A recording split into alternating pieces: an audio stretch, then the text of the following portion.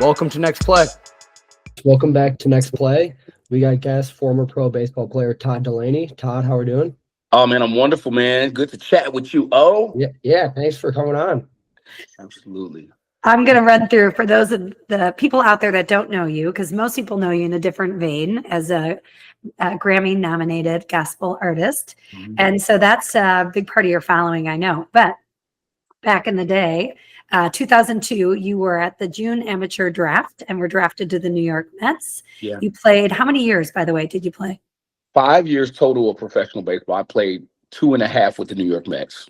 Okay. Yeah. Mhm. And had the higher than, if I'm reading this right, you had an on base percentage of 364, which Okay. is higher than, well, Kat does good work. Okay. Higher than the MLB at the time. So impressive, obviously, at the plate. And now you're retired from baseball Yeah. and have your hands in many different pots, doing many different things, opening up a training facility or just opened in Naperville, Illinois, focusing on younger athletes and baseball training and the mindset stuff. So we want to hear a lot about that, but I'll let Owen start off with some questions. Go ahead. Yeah, I'll kick it off. Obviously, baseball is a game of failure. If you're Mhm. elite, you get 3 hits out of every 10. So Yeah. how do you deal with the pressure of going up to the plate, having whatever 6, 7, 8, 9, 10s going to the plate, not getting a hit? Were you a level-headed guy, or were you kind of a hothead up there? No, I was not a level-headed guy. I was very hot-headed, and I think that's the reason why now I want to impact young people early in life, of the importance of dealing with what's going on inside your brain, your mind, your thought process. Because while I was playing, I didn't know how detrimental it was to my approach to the game, my attitude, how much energy I was wasting on like failure. Like I Yeah. would stay in that for innings after an at bat. Like I Yeah. would go out to the field and I would feel like it would just bother me. I would sling the ball across the field to the first base as hard as I could because I was angry because I struck out, and so it was just, it was just, it was something that I didn't have a control over, but I didn't know, Yeah. I didn't know Kate. You know what I'm saying? So like I didn't Yeah. have that. We dealt with it the way we dealt with it. But now I think that's why it's so important to me. Absolutely. At the time, did you have any teammates that used any mindset things, or was it not really relevant back then? It wasn't relevant back then. We were just kind of, man, I think people dealt with it in their own way. Like they went to clubs, Yeah. they drank, they Yeah. tried to chase the girls. You know what I'm Yeah. saying? Like, and when I say they, I mean me. You Yeah. know what I mean? Like, but we had to deal with it our own unique way. Because nobody was really, when I was a kid, man, it was like as a man, you have to be this macho thing all the time. Like Yeah. that was Mhm. that. My dad raised me like that. We weren't allowed to cry, Yeah. even though I cried so much when I was alone. But we couldn't do it in front of people because as a man, you needed to always be on. And so I think we're starting to break that now. You know what I mean? Like in Absolutely. 2025, we're starting to break that whole stigma of a man can't share his real true feelings. And so so that we were not allowed to be like, what's going on in your thought process? Yeah. No, like Totally. Ball. Yeah. Let's play ball. no, we Yeah. just For dealt with it. sure. Yeah. For sure. And I think it led to exactly what you're saying. Like your physical ability got you to, some of the close to the highest Right. level, right? Right. And you rode that, but so many people didn't do well mentally, right? Slipped Yeah. into things like you're saying, addiction, or just didn't have fun, right? Yeah. Right. And when, for our listeners, I didn't say this part. You and I became fast friends in the last couple months, and I think we just have a very similar idea around what's important to young athletes. And I value that you see it now. When do you think you realized, hey, I've got to do something? Was it becoming a parent that you said, this is the moment I need to actually focus on this part of it for my son? Or, back then, did you have a moment of realizing? I think being a parent, it showed me in a little person's body. Yeah. And so when I'm able to look at my children and see them not able to cope with stuff, because they want to rage or they want to fight. And I'm like, I can't, how can I be mad at you? Because you look and act like me. And so now at that point, I'm like, you got to find a way to deal with this from another angle, or else they're going to struggle with everything that you struggle with. And that's not fair, because what kind of parent doesn't want better for the children? And so now I'm on this journey of really trying to first love my child, my son, because he's really on the same journey as me baseball. I could, the crazy thing is, I think love has a lot to do with it, which is Yeah. really strange. Yeah, like that's the strangest thing, because like love settles you down. It Yeah. settles the mind down. So like, and I'm not even talking about romantically. I'm just talking about, my son. Yeah. So as a Yeah. father loves the son so much that he doesn't even allow you to go into that space where you're like, it's no pressure. Like, just we're just relaxing, and I'm working on that in me to not press him so much that he feels like, oh my God, I gotta get a hit. I got Yeah. this. This has to happen. No, I love you so much that it doesn't matter. Yeah. And that's kind of a key that we're working on right now. And yet you realize it matters to him, right? Like, Yeah. Yes. yeah. And you saying, I see it, you can do it, doesn't translate to their confidence. They have to build the skill, right? They have Hmm. on their Hmm. own have to build it. Yes. Which is, I think, in the last decade where we've seen the movement is understanding it's a skill. It's not just telling a Wow. kid, I think Owen can speak to it too. I would, well, I'll let you speak to it though, right? Like a parent Yeah. telling you from a kid's perspective, or now a young man. Yeah. Yeah. I mean, obviously playing sports growing up, you like kind of like you said, there are the kids that feel the pressure from the parents, like, oh, I got to get a hit. I got Yeah. to make X amount of threes or whatever. And as someone with a parent that didn't do that, it does take off a whole bunch of pressure. So yeah, no, I was lucky in that sense, but I feel like there's a lot of kids that don't have it that way. So You did. Yeah. You didn't have a me. You didn't. You're hard on yourself, I think, in that way. Okay, so tell us a little bit about the training facility, Okay. because it's so cool. I was there for the opening, Yeah. and you have you created such a cool community of people that are supporting you and that believe in what you're doing. So we want to hear about kind of what the mission is of this training facility. So this is like kind of, well, first of all, it's the first time I've ever created a training facility, a gym, a garage, anything with gym equipment in it. And so I'm kind of out here on a whim, and I'm really, really enjoying it. But you hit it right on the head. It's where I'm trying to create a community of young players that desire to develop from all sides of the game. And the mental aspect of it is very important. So we kind of create an atmosphere where we utilize scriptures, anything that encourages you to think in another direction other than negative. We utilize it in the room. And then, like you said, I've always been a firm believer that you're only as good as the people that you surround yourself with. And so I put together a team of people that I will partner with to make sure that whatever I don't have, whatever I lack, in teaching these kids, that they can get it from a Kate or from a Daryl Strawberry, or just different people that I have access to, that to make sure that these kids, because one thing I realized is that when I got to the New York Mets, that I really didn't know anything about development or being developed.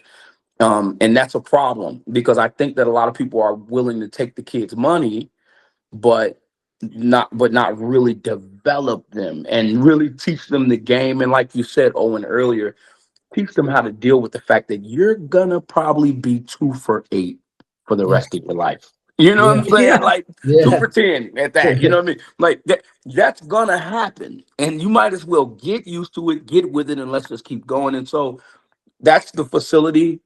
Yeah. We haven't really fully been open, but we got about 7 teams, we got about 50 kids, Yeah. and they've been showing up every Sunday night for glove work, and it has been beautiful so far. Well, Yeah. how old are the kids? What's the age group, or is it a Really, wide? I see we see anywhere from 7.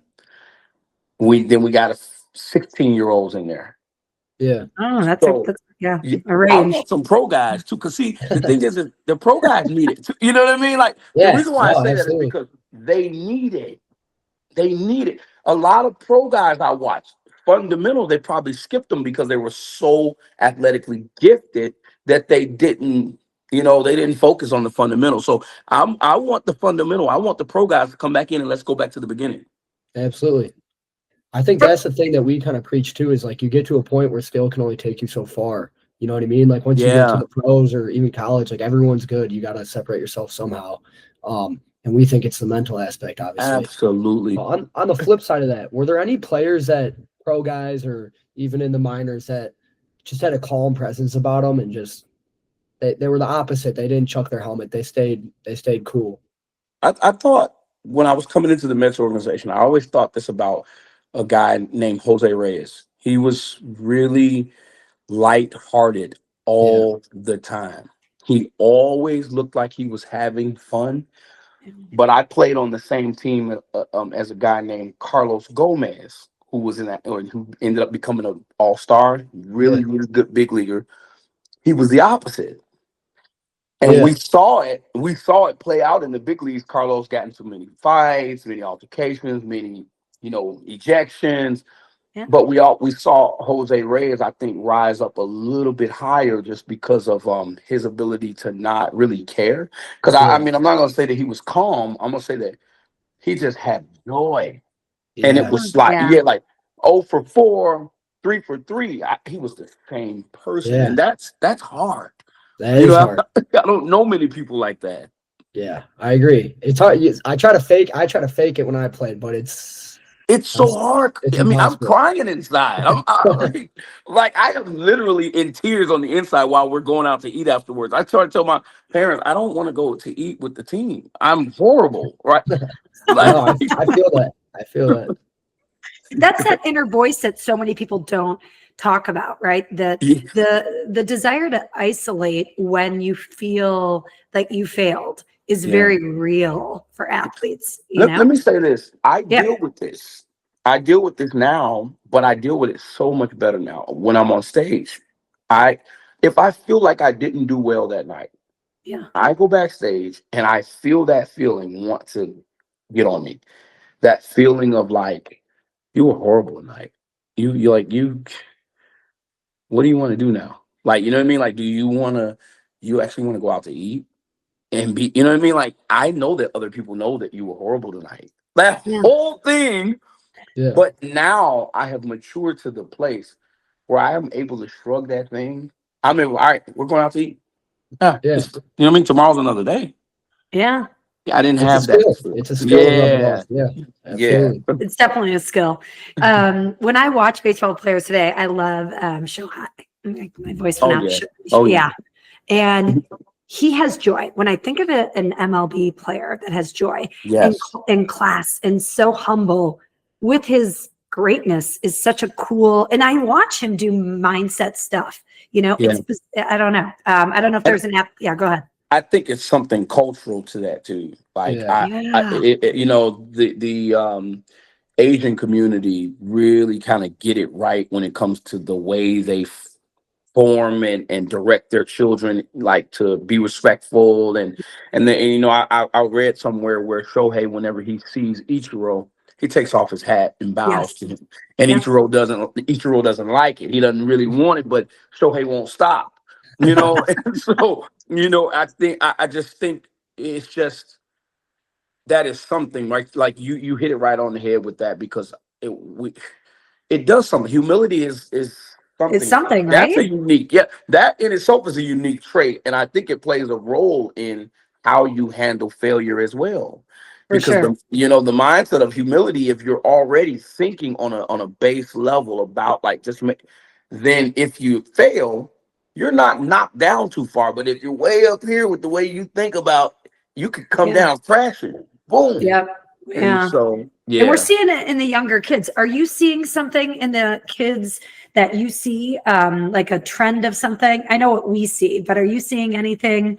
Like, is it a crash out, as Owen calls it, or they're right? I don't know. What are you guys? Just said crash out. Oh my God. Okay. So no, but yes.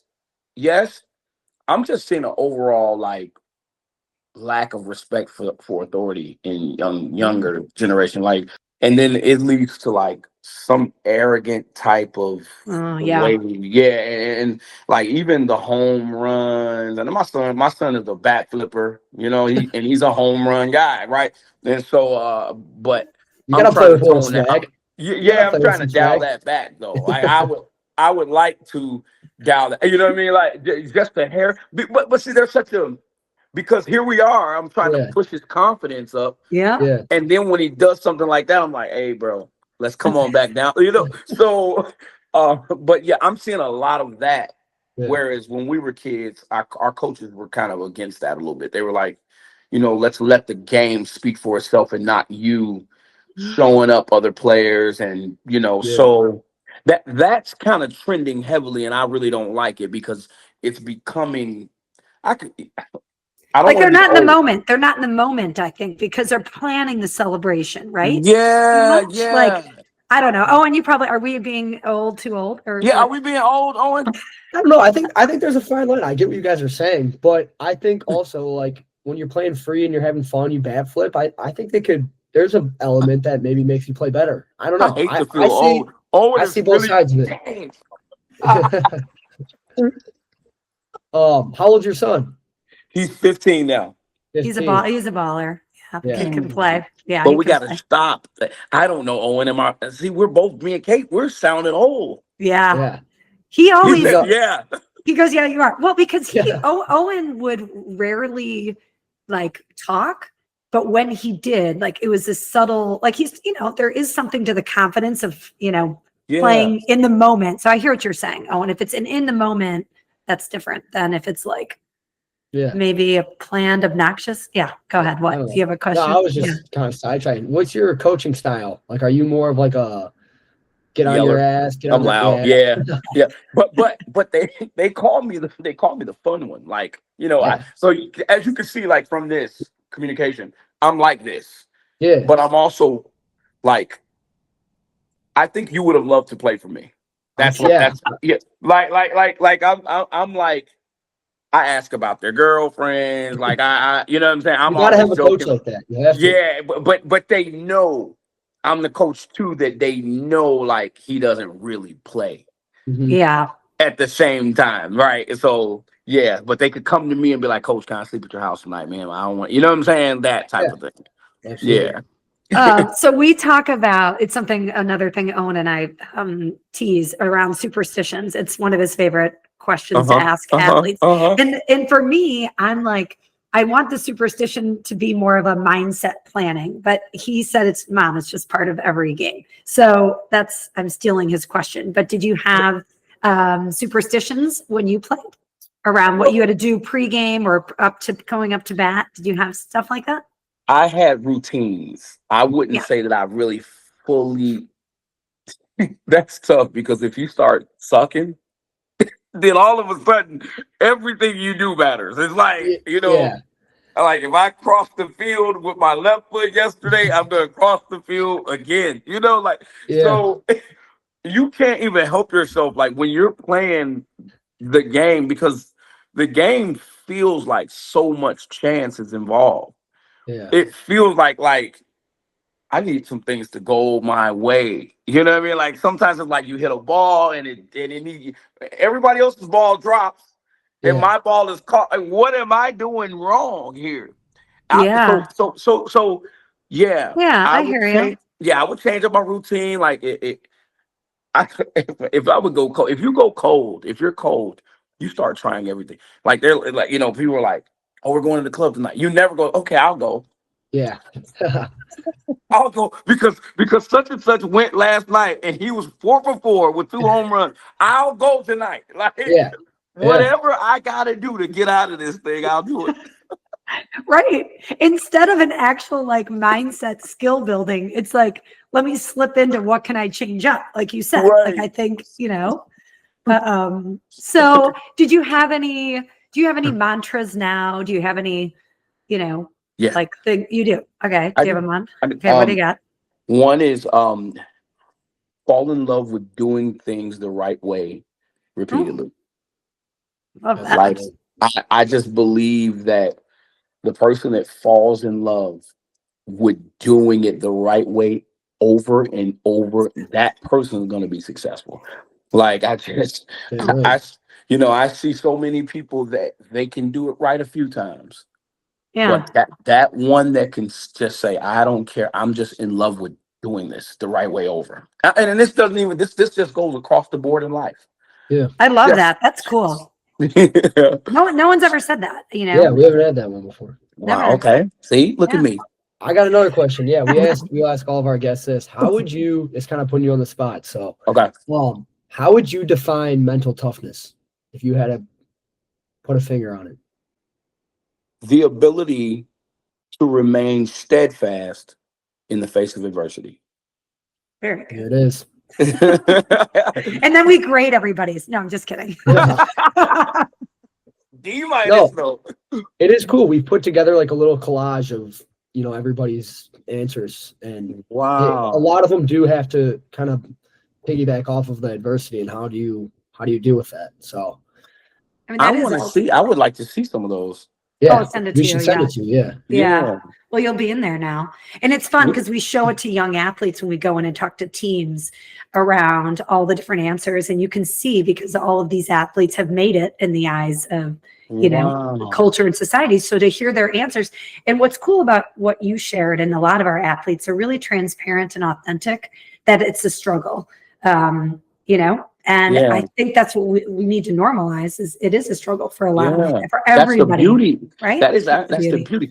My son, the younger one, won the regional football champ Pop Warner this weekend, and they're going to nationals now. But they won 20-19, and I was on the road, and so I kind of watched the game via text message. He sent me every play, boom, text. So I'm behind, right? I'm pulling out my hair over there, but I had this talk with him before the game. I says, listen, because I had gone and reviewed the other team, and I saw that they were really good. And I texted him. I said, this is going to be, because my son is heavily into football. He watches every college game, every pro game. He really loves it. And so I told him, I says, Alabama and Georgia, when you watch those games, I said, that's what this is going to be today. And I said, so there's going to be times in this game where you don't get it right. But if you can hold on to the end, if you can fight to the end, you can beat this team. And he told me this morning, he says, Dad, after we got down in the first half, they were losing. And he says, man, a couple of our guys were crying. Mm-hmm. And I told him, I said, you remember what I told you? He said, yeah. He said, that's why I was like telling them, I said, no, guys, we can win. I said, see, that's the type of fight of a game that I knew you were getting ready to go into. It's a long haul. It's not a, not a sprint. you just stay the course. And that's another one of my things I always say, and my kids always know it is, stay the course. Yeah. Especially in baseball. Like I always say, stay the course. Team jumps out 4-0, stay the course. We'll chip away. We'll be here at the end. Yeah. And if you get off course, come back. Come on back. Right? Yeah. We'll take you back. A lot of our athletes, I feel like they get off course and don't come back on. So yeah, that's the work we're trying to say is like trust the process. Absolutely, trust your training, and the buy-in is much easier now, especially with people like yourself talking about it. It's much easier than when we would sit in a room and even Owen, as he started coaching, he's like telling these guys to close their eyes and visualize. They're like, "Are you crazy? Right, I'm not doing that," But I wouldn't have either. I was the same way. What kind of fairy coach we got, Coach Owen? Oh my God! I don't mean it, Owen. I don't mean it. No, that's how I build their trust. I told him, I said, if I was in high school and someone told me this, I'd be like, yeah, you're full of bullshit. Like I'm not. Right, like yeah. Yeah. And he's like, in the way to, honestly, we need men to say, listen, nothing else is working the way you're doing it. Right. Let's try one deep breath, or let's try, mostly like their senses for baseball too, like tapping into like what you see or what you hear. Love that. That gets most athletes, I think. Right. Maybe not the visuals. I think there's so, man, I mean, this is a conversation we could dive so far into, but I just believe heavily that there's so much to the senses that we don't use or that we Yep. don't, you know what I mean? Like, You and I we talked don't, about this. Yeah. we did, Yeah, we yeah, don't, that, yeah.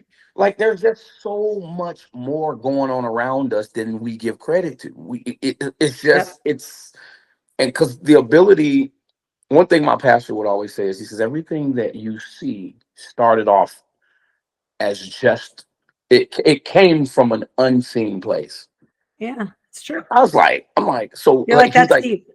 right, because it's like that before you saw that building, somebody had to have created it here. Yeah. Right. Then they drew it, Yep. and then they erected it. You know, like, Yeah. Yep. so it's like, so there is nothing that we look at around us that didn't start in an Yeah, unseen in the place. visualization, exactly. Yes. Yeah. You know, I did a post the other day and I meant to text it to you that at your opening, there was in the front row, you know, littles, right? 4-year-olds. Mhm. Okay. Then teenagers, then parents. Yeah. And the most mindful were those 4-year-olds. And the Yes. reason why, right? They haven't had phones yet. So what are they doing? They're touching the turf. They're looking around, like they're using their senses. They sat there for 45 minutes listening. And then Yeah. my eyes moved up and the teenagers were less interested, even though it Uh-huh. was good stuff. And the parents were on their phones, right? Yeah. But the most mindful were the little kids. Yeah. And so like the distractions, I think, have gotten us, you know, off course. But Wow. that's why we're here. That's why we're here to Yeah. try and help. But well, yeah, we could talk all day. Kat would be like, can you guys wrap this up? Do you have any final questions, before we? No, I don't think. I think we talked about it. I guess I did have one. It's a little off topic, but Okay, did do you it. have Go. like welcome to the big league moment when you got pulled up to the minors? Yes. Yes. Like, We need to know it. oh, the first day I got there, I faced guys that were throwing 93, 95. And Ridiculous.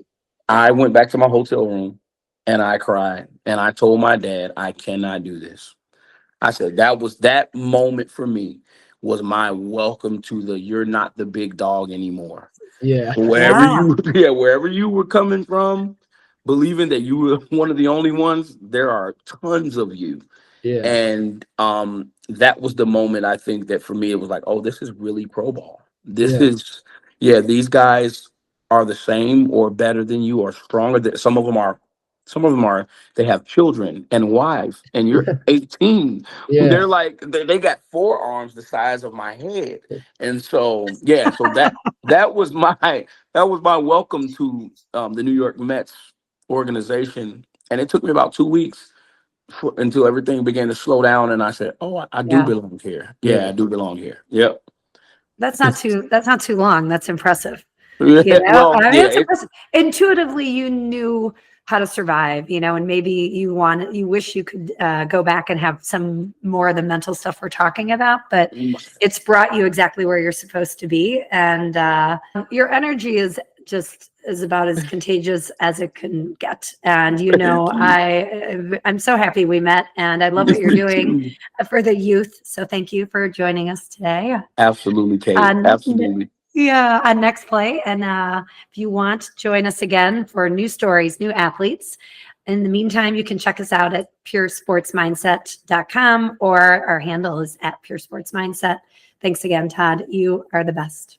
Absolutely. Thanks, guys. Appreciate Good it. luck in your new training facility too. Yeah, if you guys want to know more about Baseball Legends Training Facility, go to baseballlegendstrainingfacility.com. We're located in Naperville, Illinois.